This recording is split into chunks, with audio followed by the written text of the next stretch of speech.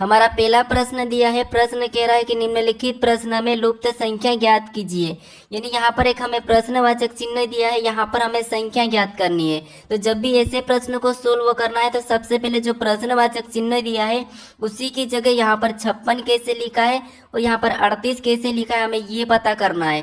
जिस तरीके से यहाँ पर 38 लिखा गया है और यहाँ पर 56 लिखा गया है, सेम उसी तरीके से यहाँ पर संख्या बताना है। तो सबसे पहले हम ये पता करेंगे कि यहाँ पर 38 कैसे लिखा गया है। ठीक है, तो देखिए यहाँ पर हमें साइड में संख्या लिखी है, यहाँ पर 4, 6 और यहाँ पर 9। ठीक है, अगर हम सभी को आपस में जोड़ देते हैं, ठीक है, अगर हम सभी को आपस में जोड़ देते हैं तो 4 और 6 10 और 10 में 9 को जोड़ेंगे तो 19, यानी कि सभी को जोड़ने पर यहाँ पर कितना हो रहे हैं, 19 हो रहे हैं। लेकिन यहाँ पर 38 दिया है। ठीक है, यानी अगर हम यहाँ पर 19 का 2 गुना कर देते तो 19 का 2 गुना कितना होता है, 38 होता है। ठीक है, अब 38 यहाँ पर दिया है। अब इसी तरीके से क्या करेंगे, यहाँ पर भी 8 में 9 को जोड़ेंगे। ठीक है, तो 8 में 9 को जोड़ेंगे तो 17 और 17 में 11 को जोड़ेंगे तो यहाँ पर 28 हो जाएंगे। ठीक है, और 28 का भी क्या करना है, हमें 2 गुना करना है। तो 28 का 2 गुना कितना होता है, तो 28 का 2 गुना होता है 56। ठीक है, कितना होता है, 56 और 56 यहाँ पर दिया है। ठीक है, जिस तरीके से यहाँ पर आपस की संख्या को जोड़ के 2 गुना करा है,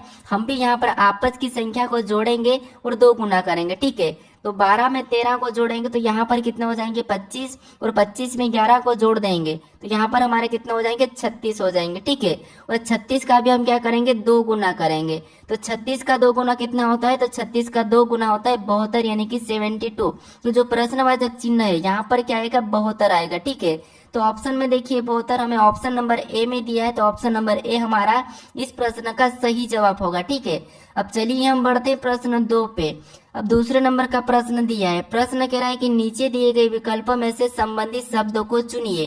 यहाँ पर जैसे पैमाना का संबंध लंबाई से है तो हमें यहाँ पर सिस्मोग्राफ का बताना है। ठीक है, तो ऐसे प्रश्नों को कैसे सोल्व करते हैं समझिए। सबसे पहले आपको ये पता करना है कि जो पैमाना लिखा है उसका संबंध लंबाई से कैसा है, सेम तरीके से यहाँ पर सिस्मोग्राफ का बताना है। ठीक है, तो देखिए यहाँ पर हम क्या करेंगे, जैसे पैमाना से हम क्या करते हैं, लंबाई को नापते हैं। ठीक है, पैमाना से हम लंबाई को नापते हैं, सेम उसी तरह से जो सिस्मोग्राफ है, ठीक है, सिस्मोग्राफ से हम किसे नापते हैं, तो यहाँ पर हम भूकंपों को मापते हैं। ठीक है, किसको मापते हैं, भूकंपों।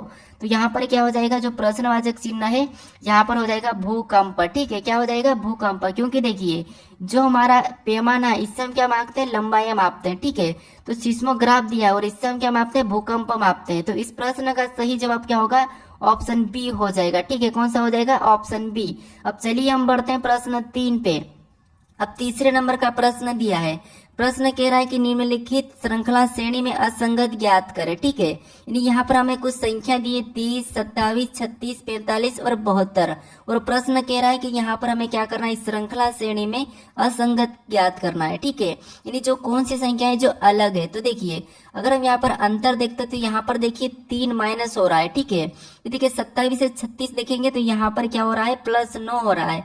फिर 36 यहाँ पर 36 से 45 देखेंगे तो यहाँ पर देखिए 45 मतलब यहाँ पर 9 प्लस हो रहा है। ठीक है, लेकिन यहाँ पर कुछ ज्यादा ही संख्या प्लस हो रही है। तो अब क्या करेंगे, देखिए ऐसे में आपको क्या करना है, यहाँ पर ध्यान से देखिए, अगर हम इनको आपस में जोड़ देते हैं 30 और 0 को, यानी कि 30 में यहाँ पर देखिए तो इनको आपस में जोड़ेंगे तो 3। ठीक है, और इनको भी आपस में जोड़ेंगे तो 9। ठीक है, फिर देखिए इनको आपस में जोड़ेंगे तो यहाँ पर भी 9, इनको आपस में जोड़ेंगे तो यहाँ पर भी 9 और इनको आपस में जोड़ेंगे तो यहाँ पर भी 9। हमें क्या पूछा था, असंगत ज्ञात करें। अब असंगत आपको कहाँ पर दिखा, यानी कि कौन सी वाली संख्या अलग हो रही है।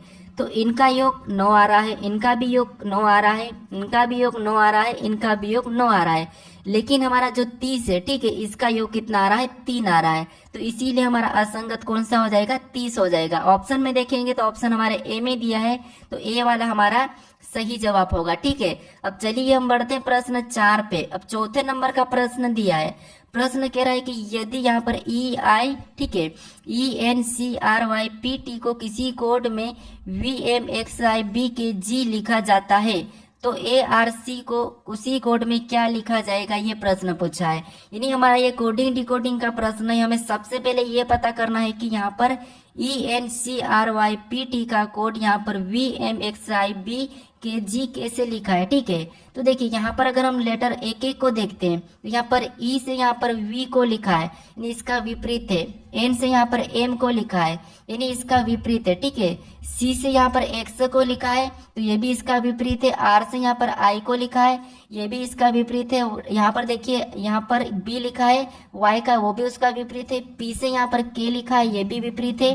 और टी से यहाँ पर जी लिखा है, ये भी विपरीत है। यानी कि सभी की सभी लेटर क्या है, एक दूसरे के विपरीत है। अगर आपको विपरीत नहीं पता तो आप क्या करोगे, कॉपी में ए से लगा के यहाँ पर ए बी सी ऐसा कुछ लिख के आप क्या करना है, एम तक लिखना, ठीक है। और फिर नीचे से आपको एन से लगाकर यहाँ तक आना है, जैसे यहाँ पर वाई और जेड तक, ठीक है। तो ये आमने सामने जितने भी लेटर रहेंगे वो सभी की सभी एक दूसरे के विपरीत हो जाएंगे, ठीक है। जैसे आपको यहाँ पर मिला है एन का यहाँ पर एम लिखा है, ठीक है, और यहाँ पर है, ठीक है। तो ये आपको करना है, अगर ये आपको याद नहीं है तो। अब देखिए यहाँ पर हम क्या करेंगे, इसका विपरीत बताएंगे। तो ए का विपरीत क्या होता है, जेड होता है। आर का विपरीत क्या होता है, तो आर का विपरीत आई होता है।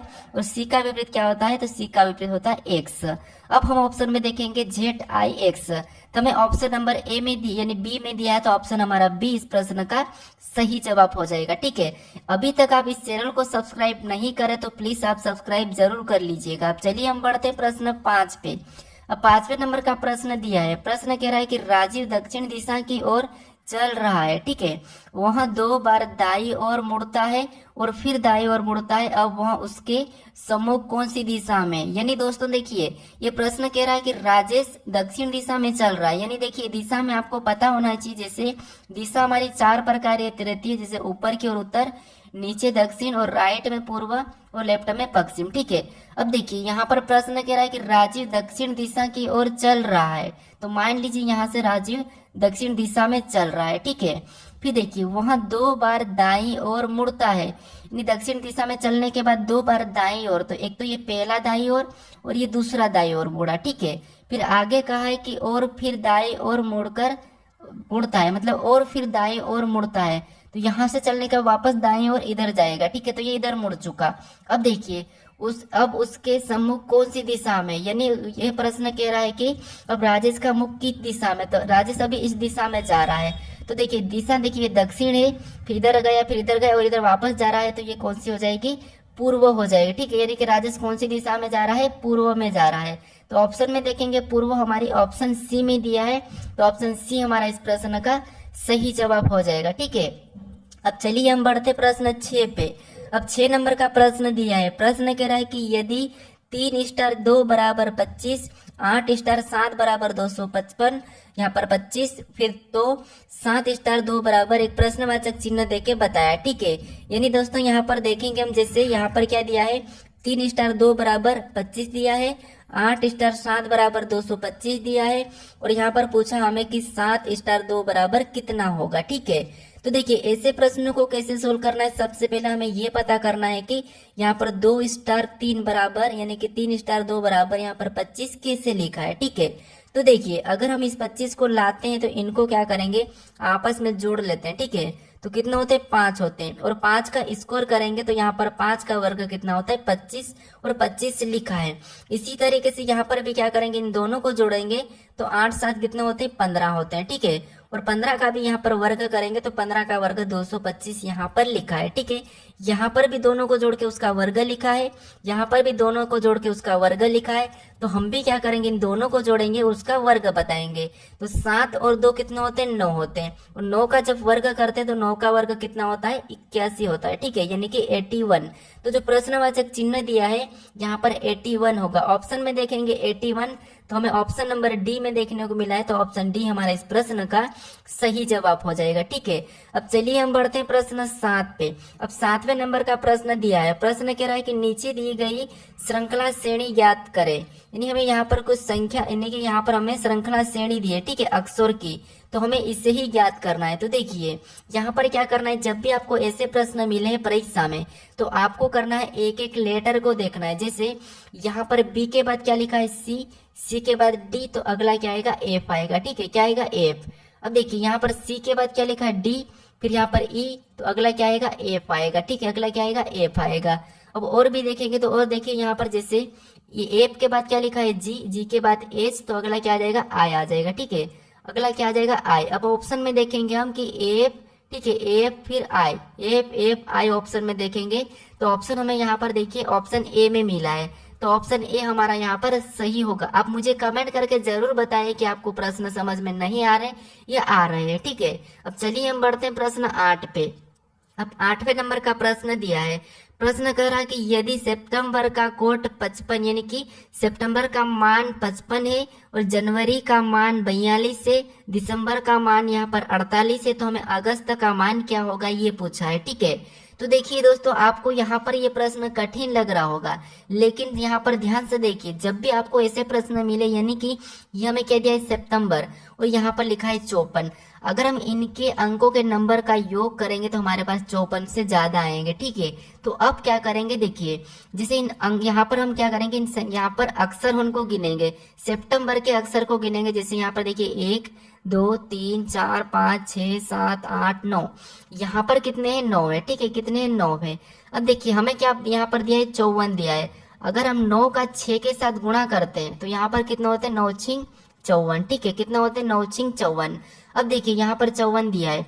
सेम तरीके से हम जनवरी का गिनेंगे, जैसे 1 2 3 4 5 6 7, यहाँ पर क्या दिया है, 7 दिया है। और 7 को भी अगर 6 गुना करते हैं तो 7 का 6 के 7 छंग 42, ठीक है। और 42 भी यहाँ पर जनवरी का कोड दिया है। सेम तरीके से पता करेंगे दिसंबर का, तो दिसंबर में गिनेंगे 1 2 3 4 5 6 7 8, यहाँ पर कितने, 8 है। और 8 का भी क्या करके देखते हैं, हम 6 गुना करके देखते हैं, तो 8 छंग कितने होते हैं, 48 होते हैं, ठीक है। और 48 भी यहाँ पर दिया है। अब आपको यहाँ पर पता चला होगा कि इनके अक्षरों को गिन के उनका 6 गुना करना है। जैसे यहाँ पर गिनेंगे 1 2 3 4 5 6, यानी अगस्त में कितना अक्षर है, 6, तो यहाँ पर 6 करेंगे और 6 का 6 गुना कर देंगे, तो 6 का 6 गुना कितना होता है, 36 होता है, ठीक है।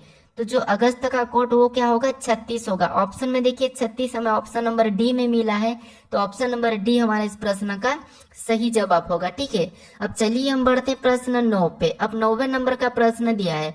प्रश्न कह रहा है कि निम्नलिखित प्रश्न आकृति का 100 रेखा प्रतिबिंब बताइए। यानी दोस्तों इस आकृति का प्रतिबिंब इधर साइड कैसा बनेगा यह हमें पूछा है, ठीक है।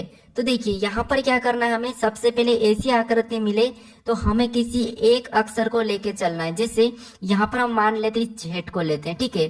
तो जेड इधर आके कैसा बनेगा, ऐसा उल्टा बन जाएगा, ठीक है। तो हमें उल्टा जेड देखना है। तो यहाँ पर तो एन दिया है, मतलब ऑप्शन ए नहीं होगा। यहाँ पर भी एन दिया है उल्टा, तो ये भी नहीं होगा। यहाँ पर जेड हमारा सीधा दिया है, तो ये भी नहीं होगा। हमें उल्टा जेड सिर्फ कहाँ पर दिया है, तो देखिए यहाँ पर दिया है, ठीक है। क्योंकि तो ये भी तो हमारा सीधा ही जेड, यहाँ पर भी सीधा है और ये उल्टा एन है, तो हमें ऑप्शन नंबर कहाँ पर मिला है, डी में मिला है। तो ऑप्शन डी हमारा यहाँ पर सही होगा, ठीक है। इस तरीके से अगर प्रश्न को सोल्व करोगे तो आप कुछ ही सेकंड में सोल्व कर लोगे। अब चलिए हम बढ़ते हैं प्रश्न 10 पे। अब 10वें नंबर का प्रश्न दिया है।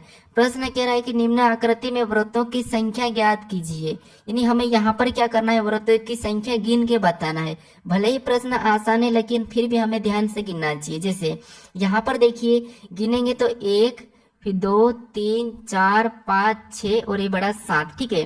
फिर 8 9 10 11 12 13 फिर 14 15 16 17 18 19, यहाँ पर टोटल गिनने पर कितने हो रहे हैं, 19 हो रहे हैं, ठीक है।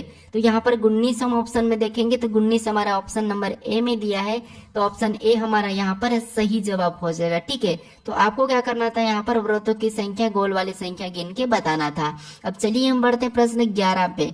अब 11 नंबर का प्रश्न दिया है। प्रश्न कह रहा है कि BAB का संबंध CEC से है, तो DID का संबंध बताना, ठीक है। तो इस प्रश्न का आपको सही जवाब क्या है ये मुझे कमेंट करके बताना, ठीक है।